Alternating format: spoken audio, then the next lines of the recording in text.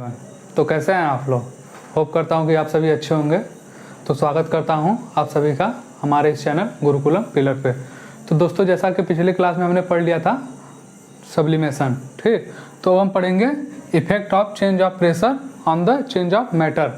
मतलब पिछली क्लास में हमने पढ़ा था कि effect of change of temperature, मतलब टेम्परेचर का इफेक्ट देखे थे कि कैसे कैसे टेम्परेचर चेंज होगा, तो कैसे कैसे वो मैटर का जो फेज होता है कैसे चेंज हो रहा है, ठीक। तो उसमें देखा था कि जब आप टेम्परेचर हाई करते हैं तो उसमें क्या होता है, टेम्परेचर हाई होने पर उसके जो इंटरमॉलिक्यूलर फोर्सेज होते हैं वो ब्रेक होने लगते हैं, जिससे कि अगर सॉलिड होता है वो लिक्विड हो जाता है और लिक्विड होता है वो गैस में कन्वर्ट होता है, जिस हिसाब से हम टेम्परेचर दे रहे हैं, ठीक। अब उसी प्रकार हम देखेंगे effect of change of pressure on the change of matter. मतलब हम प्रेशर कैसे दें, मतलब प्रेशर का इफेक्ट देखेंगे कि मैटर किस अवस्था में जा रहा है या फिर मैटर चेंजेस क्या आ रहे हैं जब हम प्रेशर ज़्यादा दें या प्रेशर हम कम दें या प्रेशर न दें, ठीक, वो हम देखेंगे, ठीक। तो जैसा कि हम देख लेंगे, हम एक सेटअप के द्वारा देखेंगे कि एक हमने ले लिया है ग्लास सिलेंडर, ठीक। अब इसमें हमने गैस भर लिया है। अब गैस का देख सकते हैं कि आप जो इसका इंटरमॉलिक्यूलर स्पेसेस होते हैं वो बहुत ज़्यादा होते हैं, गैसेस का इंटरमॉलिक्यूलर स्पेसेस होते हैं बहुत ज़्यादा होते हैं,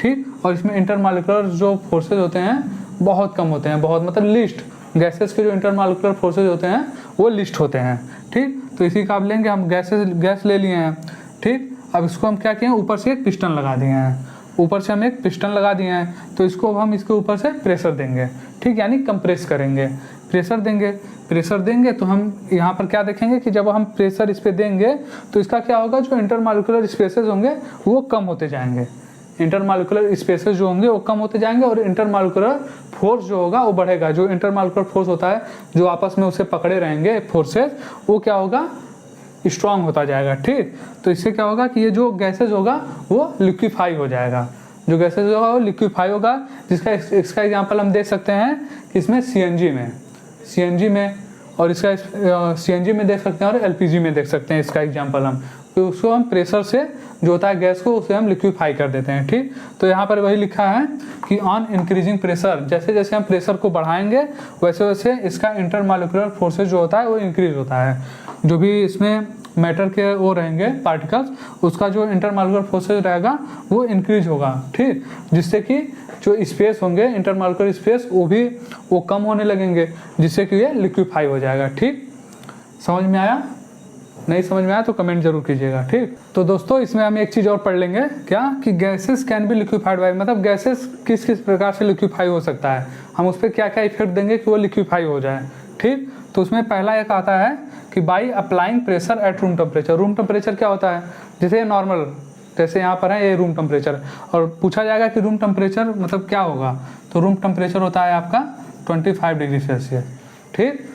तो अब क्या हो गया, by applying pressure at room temperature, मतलब इसी रूम टेम्परेचर पे, जो रूम टेम्परेचर उस पर आप किसी भी गैसेस पे, जैसे कि पिस्टन द्वारा हम दिखाए थे एक सेटअप पे कि इस रूम टेम्परेचर पे हम प्रेशर देते हैं किसी भी पार्टिकल पे, कोई भी पदार्थ ले लिए, गैस ले लिए, उस पर हम प्रेशर देंगे, ज़्यादा से ज़्यादा प्रेशर देंगे कि तो उसका जो होगा इंटरमॉलिक्यूलर फोर्सेस वो बढ़ जाएगा और उसका जो इंटरमॉलिक्यूलर स्पेसेस होगा वो कम होता जाएगा, जिससे कि वो जो होगा गैसेज होगी वो आपका लिक्विफाई हो जाएगा, ठीक। और एक और है by cooling at atmospheric pressure, मतलब प्रेशर तो यही रहेगा, अब जो ये एटमॉस्फेयर का प्रेशर है, प्रेशर यही रहेगा, बस उसे क्या किया जाएगा, कूल किया जाएगा, ठीक।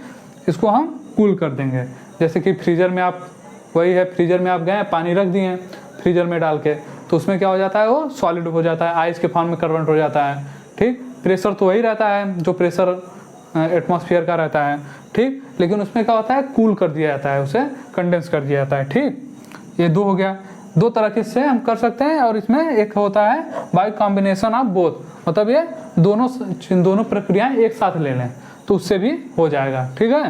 लोगों का एग्जाम में एक चीज़ पूछता है कि ड्राई आइस क्या होता है। ड्राई आइस नाम से मत सोचिए कि ये आइस है, बर्फ है, यानी वाटर का मॉलिक्यूल है।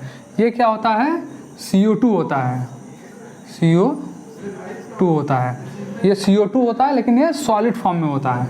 CO2 जो होता है ये सॉलिड फॉर्म में होता है, ठीक। इसे अब कैसे बनाया जाता है, इसे ड्राई आइस कैसे क्यों कहा जाता है, क्या होता है कि जब CO2 गैस जो होता है इसको हम क्या करेंगे, हाई प्रेशर पे इसको हम हाई प्रेशर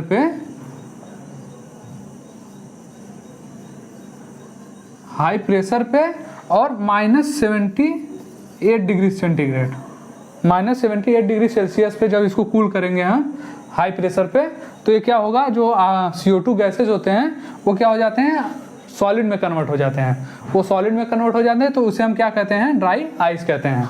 ठीक, इसे हम ड्राई आइस कहते हैं। ये क्या मतलब, ये किसका एग्जाम्पल होगा, ये एग्जाम्पल होगा आपका सब्लिमेशन का। ठीक, ये आपका सब्लिमेशन का एग्जाम्पल होगा, क्योंकि इसमें जब हम गैस से सॉलिड बन रहा है तो वहाँ बीच में लिक्विड बन ही नहीं रहा है। ठीक, बीच में लिक्विड नहीं बन रहा है, बस ये डायरेक्ट गैस से सॉलिड में कन्वर्ट हो जाएगा। ठीक, तो ये क्या होगा, सब्लिमेशन हो जाएगा।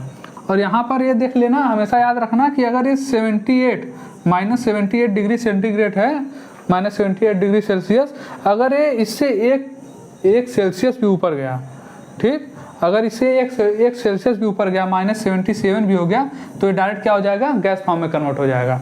तो सॉलिड रहने के लिए इसे क्या चाहिए, -78 डिग्री सेल्सियस होना ही चाहिए। ठीक, अगर कहीं नहीं समझ आया हो तो कमेंट बॉक्स में कमेंट जरूर कीजिए और वीडियो को लाइक कीजिए। Thank you.